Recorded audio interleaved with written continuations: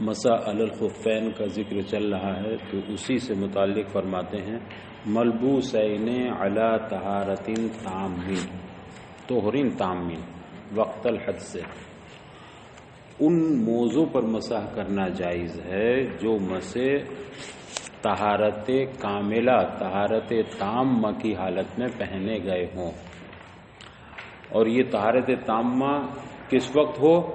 وقت حد سے متصلاً پہلے جو حالت ہے، ایک تو وقت حد سے ہے اور اس سے متصلاً قبل وہ طہارت تامہ پر پہنے گئے ہوں، ایسے موضوع پر مسح کرنا جائز ہے۔ تفریح فرماتے ہوئے شارح فرماتے ہیں فلو توضع وضوءا غیر مرتب، لہذا اگر کسی شخص نے وضو کیا اور وضو مرتب نہیں کیا، وضو غیر مرتب کیا، فغسل الرجلین، غیر مرتب کا مطلب کیا ہوا مثلا اس نے پہلے پیر دھو لیے، ہونا کیا چاہیے تھا پہلے چہرہ دھوتا، پھر ہاتھ دھوتا، پھر مسح کرتا، پھر پیروں کو دھوتا، لیکن اس نے معاملہ الٹ کیا، پہلے کیا چیز دھوئے؟ پیر دھو لیے، پیر دھو کر کے لبس الخفین، اس نے دونوں موزے پہن لیے۔ بتاؤ جس وقت وہ موزے پہن رہا ہے یہ طہارت تامہ ہے؟ ابھی تو صرف پیر ہی دھو ہیں، ابھی چہرہ بھی باقی ہے، ہاتھ بھی باقی ہے، مسح بھی باقی ہے، تو ابھی تو چوتھا ہی کام ہوا وضو کا، تین کام تو وضو کے تین فرض تو باقی ہیں، ابھی جو سب سے آخر میں کام کرنے کا تھا وہ اس نے کیا ہے، باقی سارے کام بھی باقی ہیں، تو طہارت ابھی اسے حاصل نہیں ہے۔ لیکن جب پیروں کو دھو کر کے اس نے پیروں میں موزے پہن لیے تو اب پیروں کی طہارت ہو گئی کہ نہیں؟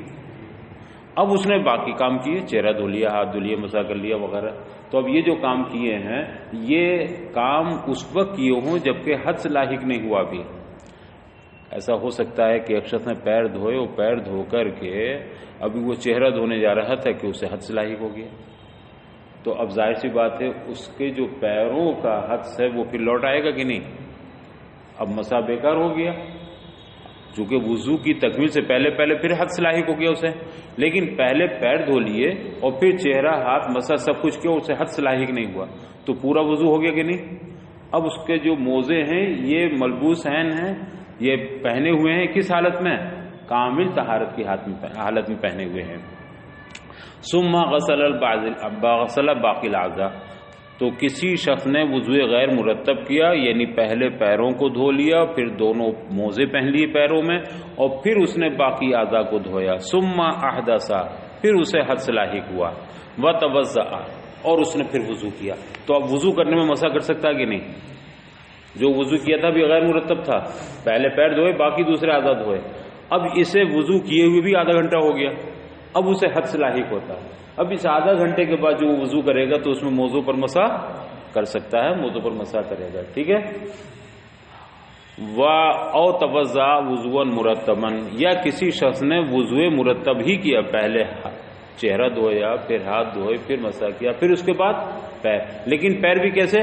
فغسل رجلہ الیمنی، اس نے اپنا داہنا پاؤں دھویا، وادخلها الخف، اور پھر اس داہنے پاؤں کو موزے میں داخل کر دیا، لیکن وضو اب بھی مکمل نہیں ہے نا، کیا چیز باقی ہے؟ ابھی ایک پیر باقی ہے، تو طہارت ابھی تامہ نہیں ہے، غیر تام ہے۔ اس نے داہنا پیر دھویا اور داہنا پیر دھو کر کے مسح کر موزہ پہن لیا، ثم غسل رجلہ الیسری، پھر اس کے بعد اس نے دوسرا یعنی بایاں پاؤں دھویا اور بایاں پاؤں دھو کر کے اس کو موزے میں داخل کر دیا۔ لیست لہ طہارۃ تامۃ فی الصورۃ الاولی اذا لبس الخفین، آپ غور کیجئے کہ اس شخص کی صورت اولی میں جب اس نے خفین پہنے ہیں تو طہارت تامہ نہیں حاصل تھی اسے۔ صورت اولی کون سی؟ پہلے پیر دھو لیے دونوں وضو غیر مرتب والی، پھر بعد میں دوسرے اعضاء دھو رہا ہے، تو پہلی والی صورت میں دونوں موزے پہننے کے بعد طہارت تامہ تھی اسے حاصل نہیں تھی، دونوں موزے پہننے کی صورت میں، تو لیست لہو طہارت تامۃ فی الصورۃ الاولی، صورت اولی میں یعنی وضو غیر مرتب والی صورت میں جب اس نے موزے پہنے ہیں تو اس وقت اسے طہارت کاملہ حاصل نہیں تھی۔ وفی الصورۃ الثانیہ اذا لبس الیمنی، اور صورت ثانیہ میں جب اس نے داہنا موزہ پہنا ہے تو اسے طہارت تامہ حاصل نہیں تھی۔ اچھا جب بایاں موزہ پہنا ہے تو طہارت تامہ تھی، وہ وضو تو ٹھیک کرتا چلا آ رہا تھا، مرتب وضو تھا، داہنا پیر دھویا دانا موزہ پہن لیا، اب بایاں پیر دھویا، بایاں موزہ پہن لیا، تو بایاں موزہ جو پہنا طہارت تامہ پر پہنا کہ نہیں، لیکن داہنا موزہ طہارت تامہ پر نہیں۔ تو پہلی صورت میں دونوں موزے اس نے جب پہنے تو طہارت تامہ حاصل نہیں تھی، دوسری صورت میں جب اس نے داہنا موزہ پہنا ہے تو طہارت تامہ حاصل نہیں تھی۔ وفی صورت الثانیہ اذا لبس الیمنى لکنہما ملبوسان علی طہارۃ کاملۃ وقت الحدث، لیکن یہ دونوں جو موزے پہنے ہوئے ہیں، یہ جو دونوں موزے پہنے گئے ہیں، یہ طہارت تامہ پر، طہارت کاملہ پر پہنے ہوئے ہیں وقت الحدث، چاہے وضو غیر مرتب کیا ہو چاہے وضو مرتب کیا ہو، مگر پہلا داہنا پیر دھو کر کے داہنا موزہ پہن لیا، بایاں دھو کر کے بایاں پہن لیا، دونوں صورتوں میں آدھا گھنٹے کے بعد اسے حدث لاحق ہوتا ہے، تو بتاؤ اس وقت طہارت تامہ اسے حاصل تھی کہ نہیں؟ صورت اولا میں بھی اور صورت ثانیہ میں بھی، بھائی جیسے ہی بایاں پیر دھو کر موزہ پہنا طہارت تامہ حاصل ہو گئی اسے، اس کے آدھا گھنٹے کے بعد اسے حدث لاحق ہو رہا، تو جس وقت حدث لاحق ہو رہا ہے یہ موزے جو پہنے ہوئے تھے یہ ملبوسین علی طہور تام تھے کہ نہیں؟ طہارت تامہ پر، لہذا ایسے موضوع پر مسح اب یہ آگے جو وضو کرے گا تو اس پر مسح کر سکتا ہے، کیوں؟ اس لیے کہ موزے کیسے پہنے ہوئے ہیں؟ طہارت تامہ پر، طہارت کاملہ پر پہنے ہوئے ہیں، لیکن یہ دونوں کے دونوں جو موزے پہنے ہوئے ہیں علی طہارت کاملۃ، یہ طہارت تامہ طہارت کاملہ پر پہنے ہوئے ہیں، مگر کس وقت میں؟ پہنتے وقت تو طہارت تامہ نہیں تھی، پہلی صورت میں دونوں پیسے پہننے کے وقت، اور دوسری صورت میں داہنا موزہ پہننے کے بعد طہارت تامہ، لیکن وقت حدث طہارت تامہ حاصل تھی۔ فعلم، لہذا اس سے یہ بھی معلوم ہوا کہ ماتن کا قول، مصنف کا قول ملبوسین یہ احسن ہے فقہا کی اس عبارت سے جس میں فرمایا گیا اذا لبسہما علی طہارت کاملۃ، بعض فقہا نے یوں اس کی تعبیر کی ہے، مفہوم یہی ہے لیکن تعبیر کے کلمات یہ ہیں کہ موضوع پر مسح جائز ہے جبکہ موضوع کو پہنا ہو اس نے کس پر؟ طہارت کاملہ پر، تو یہاں لبس فعل کا صیغہ استعمال ہوا، اور وہاں ملبوسان یا ملبوسین اس میں مفعول کا ہے، اور اس میں مفعول اسم ہے اور فعل حدوث پر، فعل حدوث پر دلالت کرتا ہے، اور اسم کس پر؟ دوام اور استمرار پر، تو کون سا صیغہ یہاں بہتر ہے؟ جس میں دوام اور استمرار ہے، یعنی وقت حدث وہ طہارت کی حالت میں ہو، طہارت تامہ کیا، طہارت تامہ اس میں بھی تھی مگر اس میں دوام و استمرار نہیں ہے، لبسہ میں اس میں حدوث پر دلالت ہو رہی ہے، اور ملبوسین میں جو اسم کا صیغہ ہے اس میں دوام و استمرار پر علامت ہے۔ یہ فقہا کی اس عبارت سے زیادہ عمدہ اور احسن کہا، حسن دونوں عبارتیں ہیں لیکن یہ عبارت جس میں اسم کا صیغہ استعمال ہوا احسن ہے، زیادہ مناسب ہے، زیادہ بہتر ہے۔ لأن المراد طہارت الکاملۃ وقت الحدث، اس لیے کہ طہارت مراد کون سی طہارت ہے؟ طہارت کاملہ، اور کب؟ وقت حدث، دو وقت حدث طہارت کاملہ دونوں صورتوں میں ہے، لبس والی صورت میں بھی مقصود حاصل ہو رہا مفہوم، اور ملبوسان میں بھی۔ وہذا الوقت ہوا زمان بقائے لبس، اور یہ کون سا وقت ہے؟ وقت حدث، یہ بقائے لبس کا زمانہ ہے، لا زمان حدوث ہی، حدوث کا زمانہ نہیں ہے، بقائے لبس کا زمانہ، حدوث لبس کا زمانہ نہیں، یعنی بقائے لبس میں دوام کس معنی میں پایا جا رہا ہے؟ بقائے لبس میں پہلے سے پہنا چلا رہا ہے، اور لبسہ میں کون سے معنی پائے جا رہے ہیں؟ حدوث لبس گلے، یعنی اسی وقت وہ پہن رہا ہے۔ فیصح ان یقال، لہذا زیادہ صحیح یہ ہے کہ یوں کہا جائے ہما ملبوسان علی طہارت کاملۃ، کہ وہ دونوں موزے جن پر مسح کرنا جائز ہے کیسے ہوں؟ ملبوس ہوں، پہنے ہوئے ہوں، کس حالت پر؟ طہارت کاملہ کی حالت پر، مگر یہ طہارت کاملہ کب ہو؟ وقت الحدث، وقت حدث سے مراد وقت حدث سے متصل جو ماقبل کا زمانہ وہ، یہ نہیں کہ جس وقت لاحق ہو رہا اس وقت نہیں، اس سے پہلے سے ہی طہارت کاملہ پر وہ موزے پہنے ہوئے ہوں۔ ولا یصح ان یقال، اور یہ صحیح نہیں ہے کہ یوں کہا جائے کہ لبسہما علی طہارت کاملۃ وقت الحدث، کیوں یہ زیادہ صحیح نہیں ہے؟ وہ زیادہ صحیح ہے لأن الفعل دال علی الحدوث، اس نے کہ آپ بھی پڑھ چکے ہیں کہ فعل کس پر دلالت کرتا؟ حدوث پر۔ والاسم دال علی الدوام والاستمرار، اور اسم کس پر دلالت کرتا ہے؟ دوا میں، لہذا اس نے طہارت تامہ پر پہن لی ہے موزے، اور وہ موزے پہنے چلے آ رہا ہے، دوام اور استمرار اس میں باقی ہے۔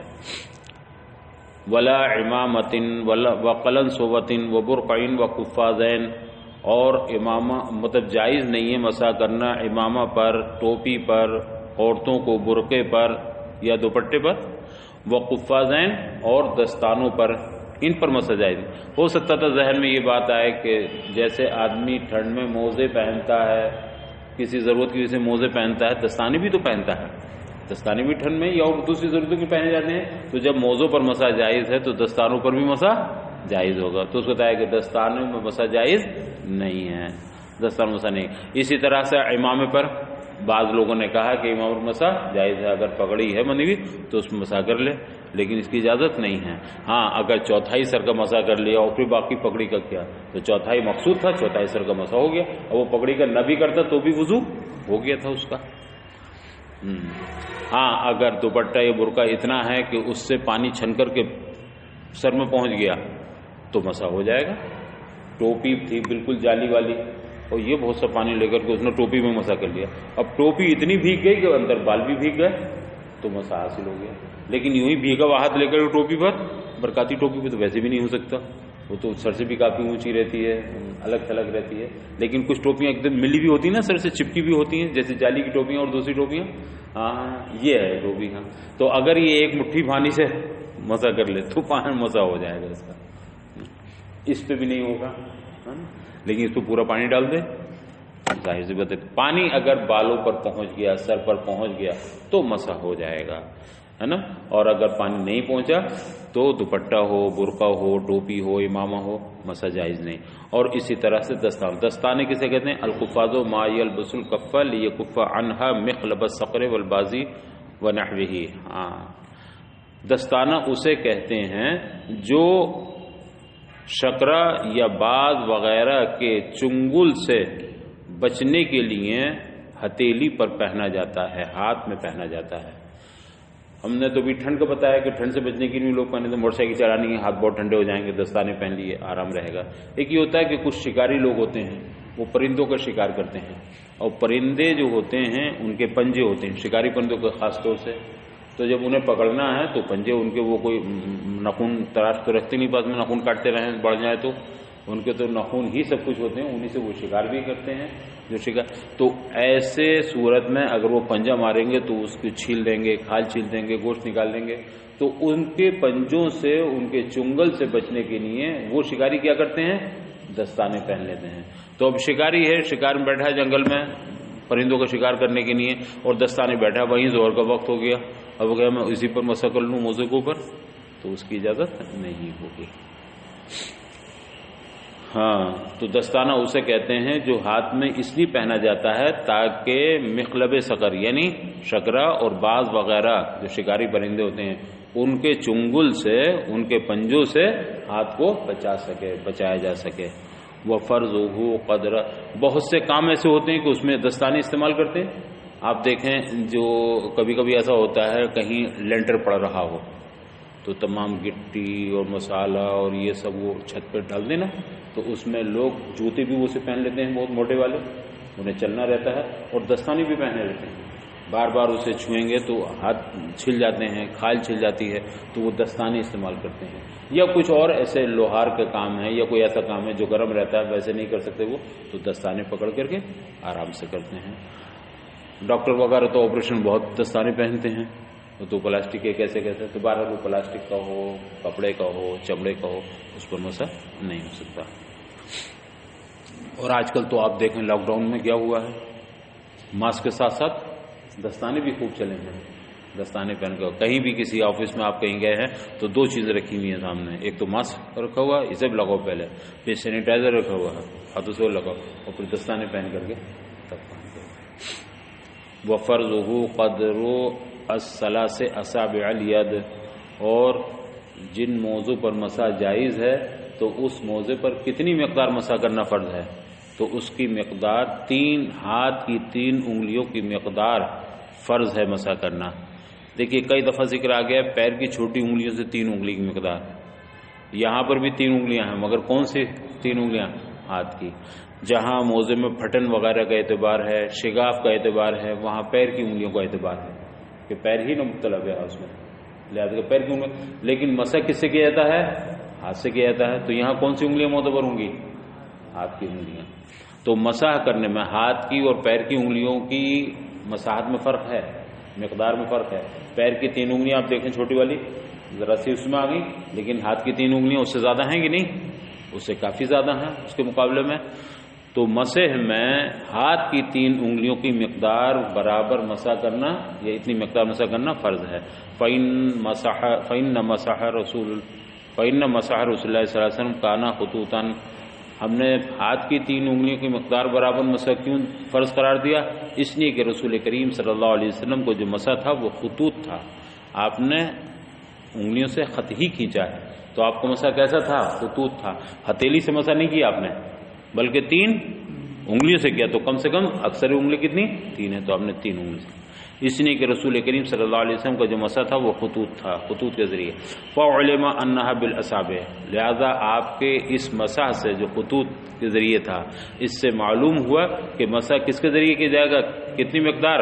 انگلیوں کا اعتبار ہوگا. دون الکف. مسح میں ہتھیلی کا اعتبار نہیں ہو. ہاں اگر کسی نے ہتھیلی سے بھی مسح کر لیا، انگلیوں سے نہیں کیا، مگر کتنی مقدار ہو گیا تو بھی مسح کافی ہوگا. تو اصل مقدار کون سی ملحوظ ہے؟ ہاتھ کی 3 انگلیاں. اگر تم نے ہتھیلی سے بھی کر لیا تو مسح وہ کافی ہو جائے گا.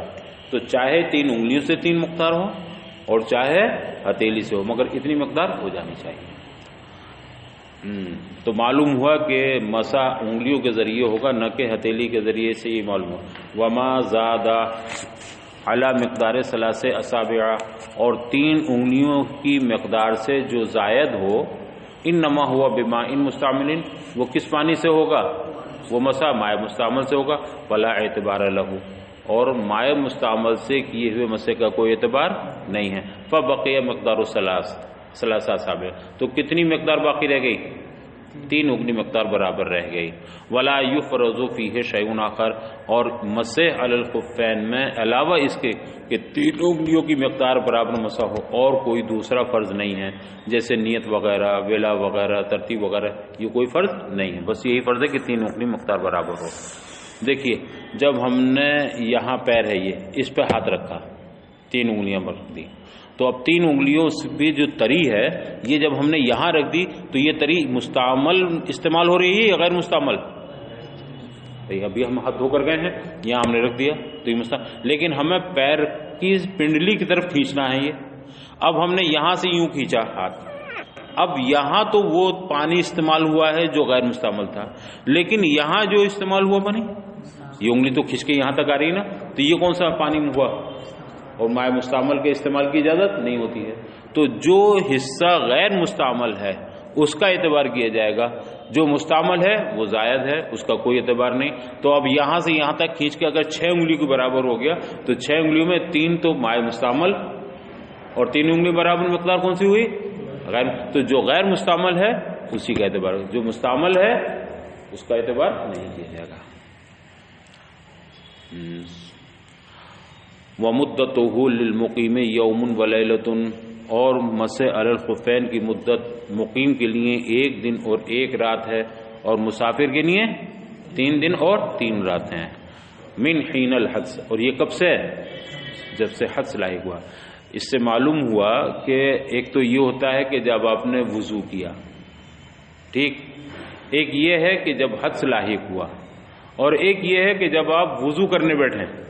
مثلا آپ نے 10 بجے وضو کیا، پیر دھوئے، موزے پہن لیے، کئے بجے؟ 10 بجے. تو ایک تو 10 بجے سے وقت شروع ہوا. ایک یہ ہے کہ 10 بجے آپ نے وضو کر کے پیر دھو کر موزے پہنے تھے، 11 بجے حدث لاحق ہوا 1 گھنٹے کے بعد. تو ایک حدث کا وقت یہاں سے شروع ہوا، حدث کے وقت سے. اور ایک یہ ہے کہ آپ کو حدث تو 11 بجے لاحق ہو گئی، لیکن کوئی ضرورت نہیں تھی وضو کرنے کی، نہ قرآن کو چھونا تھا، نہ نماز پڑھنی تھی، نہ اور کچھ کام کرنا تھا. اب 1 بجے جب اذان ہوئی آپ ظہر پڑھنے گئے تو آپ نے 1 بجے وضو کیا. اب اس میں آپ مسح کریں گے، چونکہ آپ پیر دھو کر کے موزے پہن چکے ہیں نا، تو اب مسح کی اجازت ہے. تو آپ نے 1 بجے وضو کیا، اس پر مسح کیا.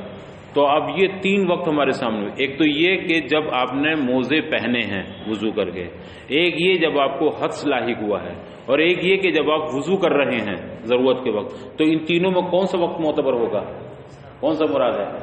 یعنی 11 بجے والا.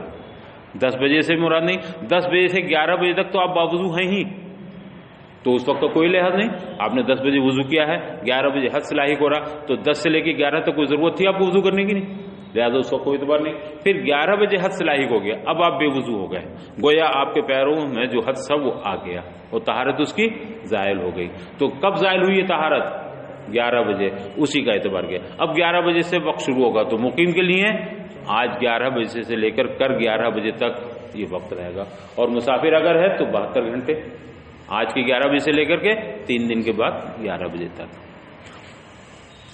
لِأَنَّ قَوْلَهُ علیہ السلام، ہم نے جو یہ کہا کہ مسافر کے لیے 1 دن 1 رات، 3 دن 3 رات، اور مقیم کے لیے 1 دن 1 رات، تو یہ اس لیے کہ نبی کریم صلی اللہ علیہ وسلم کا ارشاد گرامی ہے یمسح المقیم یوما ولیلۃ والمسافر 3 ایام ولیالیھا.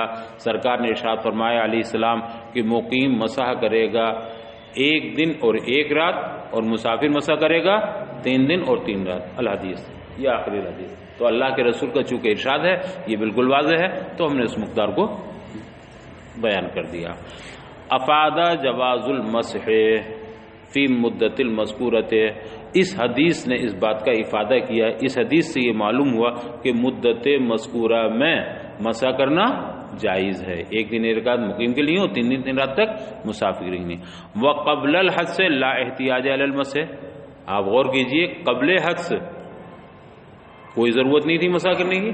11 بجے حدث لاحق ہوا نا، 10 بجے آپ نے وضو کیا تھا، تو جب آپ 11 بجے تک باوضو ہیں تو 11 بجے سے پہلے آپ کو کسی اس کی ضرورت نہیں ہے مسح کی. بھائی وضو کی ضرورت ہوتی تو مسح کی ضرورت ہوگی، اور جب باوضو ہیں تو وضو کی ضرورت ہی نہیں، لہٰذا مسح کی بھی کوئی ضرورت. اور اگر کوئی کہے صاحب ہم تو 11 بجے وضو ٹوٹے گا، ہم نے تو 10:30 بجے وضو کر لیا، وضو پر وضو، نور العنا نور، تو یہ آپ کے لیے غیر ضروری تھا، آپ نے کر لیا، سبحان اللہ، آپ کو ثواب ملے گا. لیکن ضروری کب ہے آپ پر؟ جب حدث لاحق ہوگا. اور قبل الحدث لا احتیاج الی المسح، قبل حدث مسح کی ضرورت اور حاجت ہی نہیں ہے. جب وضو کی حاجت نہیں تو مسح کی بھی حاجت نہیں ہے. فالزمان الذی یحتاج فیہ الی المسح، لہذا وہ وقت، وہ زمانہ جس میں مسح کی حاجت ہے، مسح کی ضرورت ہے، وہ کون سا ہے؟ وہ من وقت الحدث، وہ وقت حدث ہے. اب 11 بجے حدث لاحق ہو گیا، اب اگر آپ 11:05 پہ بھی کوئی کام کرنا چاہتے ہیں جس میں طہارت ضروری ہے تو آپ کو ضرورت ہے وضو کی، ہے نا. 11 ساڑھے 11 بجے 12 بجے 11:01 پہ بھی اگر آپ کو کوئی کام کرنا ہے تو وضو. تو وقت ضرورت کب ہے؟ حدث سے مقدم. فالزمان الذی یحتاج فیہ الی المسح، لہذا وہ وقت جس میں احتیاج ہے مسح کی حاجت ہے، وہ وقت حدث ہے. مقدر بالمقدار المذکور، تو اسی مقدار مذکور کے ساتھ اس کو مقدر کر دیا گیا، اسی مدت کو. 3 دن 3 رات مسافرین اور 1 دن 1 رات. وَيَنْقُضُهُ نَاقِضُ الْوُضُوءِ وَنَزْعُ الْخُفِّ، اور مسح علی الخفین کو، یعنی مسح کو جو چیز توڑ دیتی ہے، جو ناقض ہے اس کے لیے، وہ چیز ہے جو ناقض وضو ہے.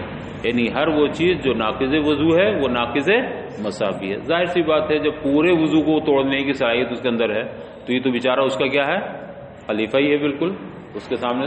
تو جو وضو کو توڑ ڈالے گا وہ مسح کو بدل، جیسے جو چیز وضو کو توڑ دے وہ تیمم کو بدرجہ اولا پڑے گی، بدل ہے وہ. وَنَزَعَ الْخُفَّ وَنَزْعُ الْخُفِّ، اور اسی طرح سے ایک ناقض مسح نزع خف بھی ہے، موزے کو اتار دینا بھی یہ اس کو توڑ دے گا. ناقض وضو کوئی چیز نہیں پائی گئی، لیکن بیٹھے بیٹھے آپ نے موزہ اتار لیا تو مسح چلا گیا. اب صرف اس پر مسح سے کام نہیں چلے گا، بلکہ جس موزے کو اتار دیا ہے اس پر مسح سے کام نہیں، غسل ضروری ہوگا. اور جب ایک کا غسل ہو گیا تو اب دوسرے کا بھی غسل ضروری ہے. یہ نہیں کہ بھیا نہیں یہ جو موضوع اتارا تھا چلو اس مسح کر لیتے ہیں اور دوسرا والا تو ہے ہی باقی، وہ اتارا تھوڑی میں نے. نہیں، اگر آپ اس کو نہیں اتاریں گے، اس کو دھو لیں گے تو اس کا تو مسح ہوگا جس کو نہیں اتارا ہے، اور اس کا غسل. اور ایک ہی رکن میں، ایک ہی فرض میں غسل اور مسح کا اجتماع نہیں ہو سکتا.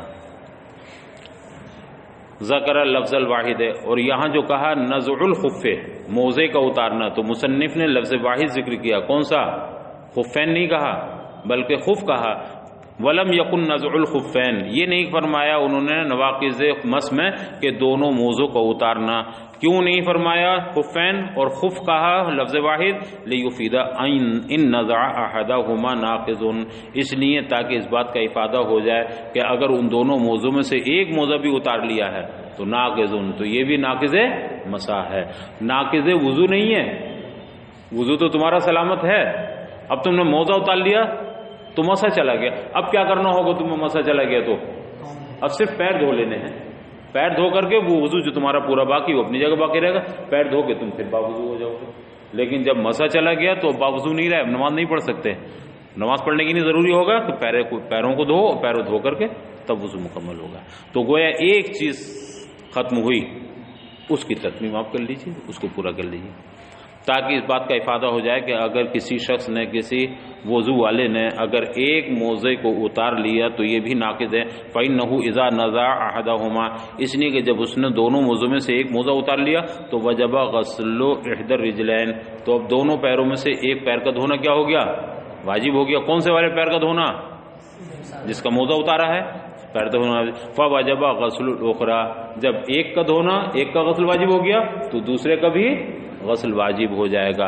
اذ لا جمع بین الغسل والمسح، اس لیے کہ ایک فرض میں، ایک رکن میں دو چیزوں کا اجتماع ممکن نہیں ہے، جیسے مسح اور غسل۔ کوئی یہ بھی تو کہہ سکتا تھا آپ سارا غسل اور مسح یہ جمع نہیں ہو سکتے، وضو میں تو جمع ہے، ہم چہرے کا غسل کرتے ہیں، ہاتھوں کا غسل کرتے ہیں، پیروں کا غسل کرتے ہیں اور سر کا، تو اجتماع تو ہو گیا وضو میں غسل کا اور مسح کا۔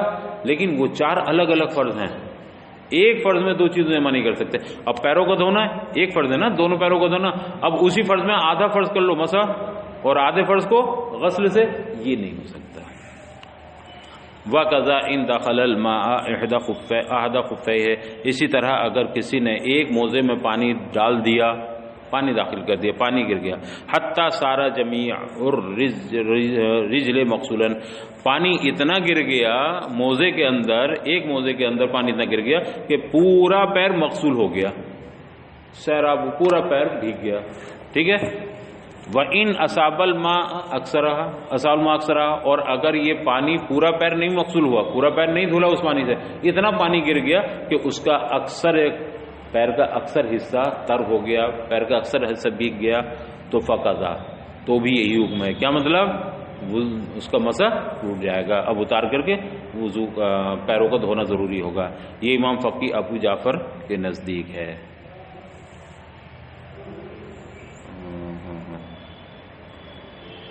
چلو اس لیے وہ مضی المدت، اور مدت کا گزر جانا یہ بھی ناقض مسح ہے۔ ہم نے بتایا تھا 24 گھنٹے مقیم کے لیے اور 72 گھنٹے، تو اچھا خاصا وضو کیا ہے، 11 بجے حد ہوا تھا تو 11 بجے سے شروع ہو گئے، کب تک ٹائم ہے اس کا؟ 11 بجے۔ اتفاق یہ ہے کہ اس نے 11:45 بجے وضو کی ضرورت تھی، 11:45 بجے وضو کیا دوسرے دن، تو اب 11:45 بجے وضو کیا ہے اور ابھی 11 بجنے میں 15 منٹ باقی ہیں، تو جیسے ہی 15 منٹ ہوں گے اس کا مسح ختم ہو جائے گا۔ اب یہ 11 بجے جب تک پیر دھو کر کے موزے نہیں پہنے گا اس وقت تک نماز نہیں پڑھ سکتا، کوئی حدث نہیں پایا گیا، نہ کوئی استنجا کیا ہے، نہ کہیں خون نکلا ہے، نہ کوئی ری خارج، کچھ بھی نہیں، لیکن 11 بجے 11 بجتے ہی اس کا مسح رخصت ہو جائے گا۔ وہ مضی المدت، اور مدت کا پورا ہو جانا یہ بھی ناقض مسح ہے۔ وبعد احد ہذین،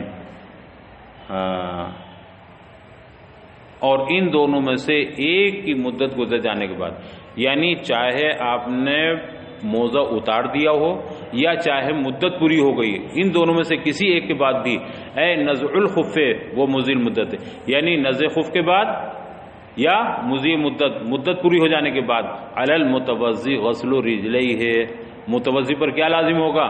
صرف پیروں کا دھونا، فحسبو، اسے پورا وضو کرنے کی ضرورت نہیں ہے، وقت پورا ہو گیا تو صرف پیر دھو لے، وہ وضو باقی ہے اس کا۔ اور ایک موزہ اتار لیا ہے یا موزے میں پانی پہنچ گیا ہے تو بھی صرف موزہ اتار کے غسل کر لے، پورا وضو کرنے کی ضرورت نہیں ہے۔ تو متوضی پر لازم ہے کہ وہ صرف اپنے پیروں کو دھوئے فقط، اے علی الذی کان لہ وضوء، یعنی وہ شخص جس کا وضو ہے، جیسے میں نے کہا بھی 11:15 بجے وضو اس نے کیا تھا، 11 بجے مدت پوری ہو گئی تو 11 بجے اس کا وضو گیا، اب وضو جانے میں کیا کرے گا، وہ صرف پیروں کو دھوئے گا۔ تو لا یجب الا غسل رجلئی ہے، تو ایسے شخص پر جس کا وضو ہے اور مدت پوری ہو گئی یا ایک موزے کو اتار لیا تھا، اس پر صرف دونوں پیروں کا دھونا واجب ہوگا۔ اے لا یجب غسل بقیت الاعضاء، یعنی اس پر باقی اعضاء کا دھونا ضروری نہیں ہوگا، چہرے کا، ہاتھوں کا دھونا، مسح کرنا ضروری نہیں۔ وَيَنبَغِي أَن يَكُونَ فِيهِ خِلَافُ مَالِكٍ، کہتے ہیں حضرت شارح کہ مناسب تو یہ ہے، اس سے تو یہی معلوم ہوتا ہے کہ امام مالک کا اس میں اختلاف ہو۔ کیوں؟ بناءً علی فرضیت الولا، وہ کہتے ہیں کہ وضو میں ولا فرض ہے، اور جب وضو میں ولا فرض ہے تو پیدر پہ دھونا، تو امام مالک اس میں تو اختلاف کرنا ان کا یقینی ہوگا کہ جب ہم نے صرف پیر دھو لیے تو باقی اعضاء کہاں دھوئے گا، وہ تو پہلے کے دھلے میں 11 بجے کے، تو ویلا نہیں پائے گیا، لہذا ان کے نزدیک یہ کافی نہیں ہونا چاہیے۔ وہ کیا کہیں گے، نہیں پورا وضو کرو تبھی تو ویلا پائی جائے گی۔ یا امام شافعی نے ترتیب فرض ہے تو یہاں ترتیب بھی کہاں پائی گئی، تو امام شافعی کا اختلاف ہونا چاہیے۔ وہ کیا کہیں گے، نہیں وضو تو مرتب ہی ضروری ہے، ترتیب فرض ہے، لہذا پورا وضو کرے گا ترتیب وار تبھی وضو ہوگا، صرف پیر دھونے سے کافی نہیں ہوگا۔ چلو